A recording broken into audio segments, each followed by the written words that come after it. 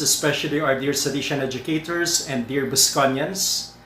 Today we celebrate the feast of Saint Simon and Jude Apostles, being October 28th.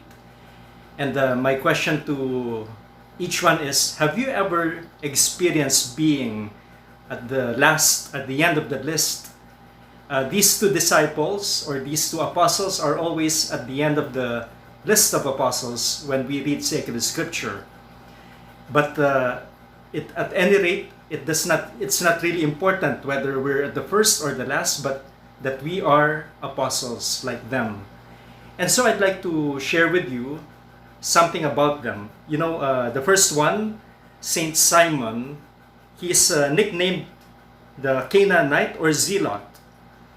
And the other one was called Thaddeus, son of James. So even in that, they have their namesakes among the other apostles.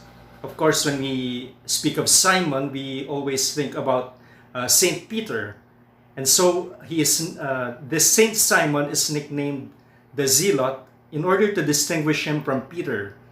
And the other one, of course, you would always remember that there's an apostle called Judas, the one who betrayed Jesus. And if you look at the original language, you would see that they have the same name, Judas. Now, the English-speaking world, in order to distinguish him from Judas Iscariot, have named him always Jude. And so we have also a lot of people who are named as Jude. And we know some of them, personally. But he is named Thaddeus to distinguish at the bottom of the list, as I was telling you. And the information that is given to us about them is very scarce. It's so little.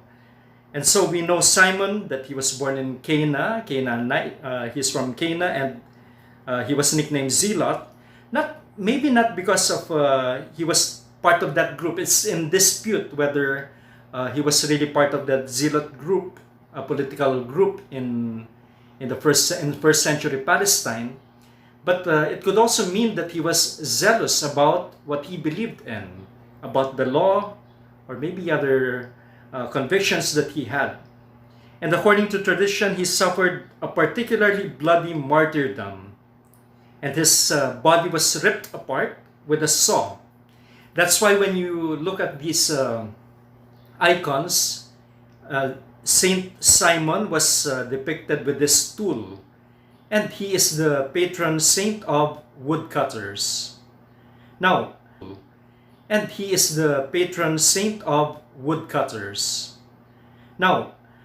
regarding Jude, Luke would give him a name, he would describe him as Judas of James. And now the biblical scholars are divided on the meaning of this clarification. Some translate it as brother, the brother of James, or some would translate it as the son of James.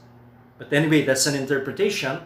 But Matthew and Mark, if you go to their gospel, they would call him Thaddeus, who does not designate another person. So it is described of Saint Jude.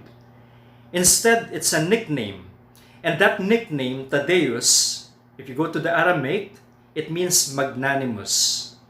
Now, if we go to the Gospel of John, we would see something about Saint Jude also. He would ask Jesus, "Lord, how did it happen that you must manifest yourself to us and not to the world?" And Jesus does not answer him directly, but he goes into the heart of the apostolic call and following. And Jesus said to him, "If anyone loves me, he will keep my word.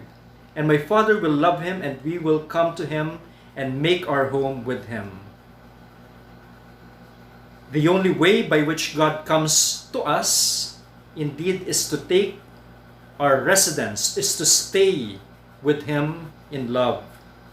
And so it is no coincidence that the question comes from Jude.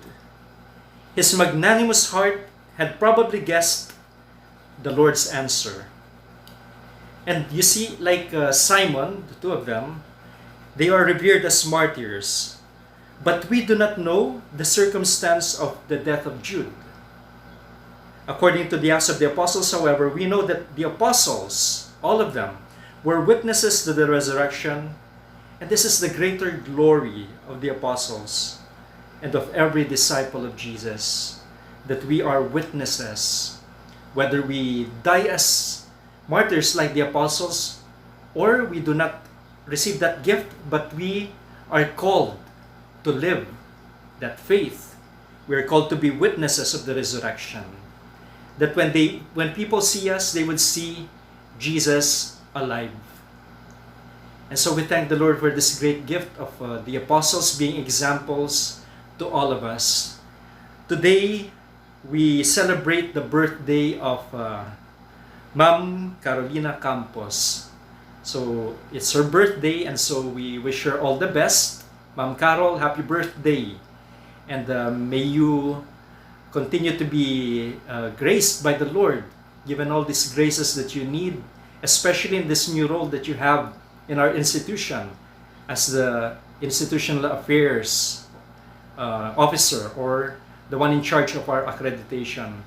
So I wish you all the best. May you always be blessed, Ma'am Carol. And I continually invite you to join us every evening at 6:30 for the Family Rosary.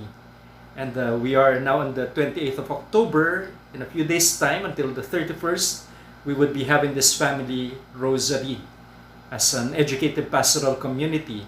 And it's so beautiful to hear voices, the voices of different members of the EPC. And we're glad that so many are joining us.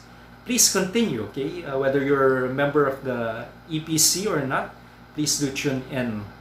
And I'd like to remind you also of the November Masses that we would be celebrating, praying for your faithful departed. So please go to our Facebook page and then look for the announcement there on the November Masses, so that you can write the names of your beloved departed on the form, on the Google form that will be presented there.